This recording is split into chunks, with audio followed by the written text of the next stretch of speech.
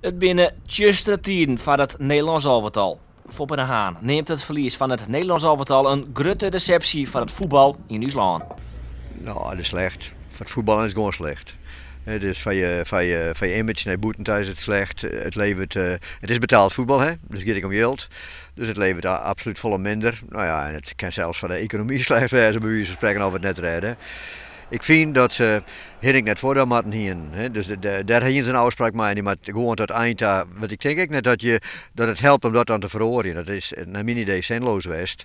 Nou ja, en dat blijkt eigenlijk wel. Daarbij wie blind, die wie betrokken bij het beleid van Hiddink, want hij wie de assistent. Nou ja, dus dan zal ik net zo volle verhoren. Even de Haan laat het probleem onder de wijze waarop wij voetballen. Dus dan neemt de Hollandse school zo achter helle wijze. Nou ja, wat we naar mijn idee verkeerd doen, is dat we het accent op de bal gaan willen en de bal een tietje houden willen en dan pas in de voorhoede brengen. Daar heb je echt creatieve spelers van nodig. Daar heb je een hartstikke goed inspelend team van nodig. Nou, dat hebben we gewoon net.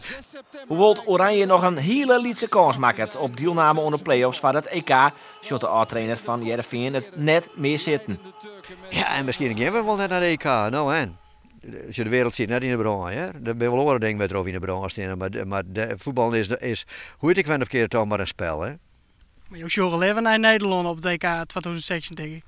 Ja, natuurlijk. Dat zei ik om me heen. Ik zei van als het de oren zijn, dan is het een mooie semmer als Nederland mij doet. Het aardig doet, dat vind ik natuurlijk mooi. Ja, dat is zo. En dat jou ik wel extra gevoel, extra van dat je trots bent op Nederland, bij wie ze spreken. Nou ja, dat hebben we nou even net, hè?